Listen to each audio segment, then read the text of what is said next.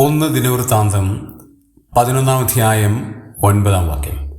സൈന്യങ്ങളുടെ യഹോവ തന്നോടുകൂടെ ഉണ്ടായിരുന്നതിനാൽ ദാവീദ് മേൽക്കുമേൽ പ്രബലനായിത്തീർന്നു.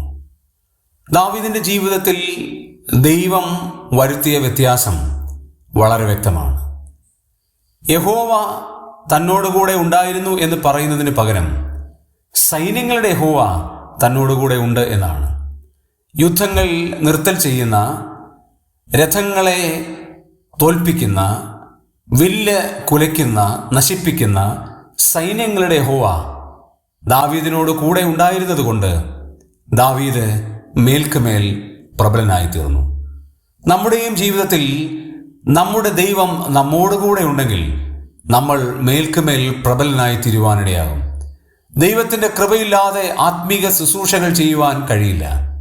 അഥവാ ചെയ്താൽ തന്നെ അത് യാതൊരു വിധമായ പ്രയോജനവുമില്ലാത്ത രീതിയിലായി മാറും.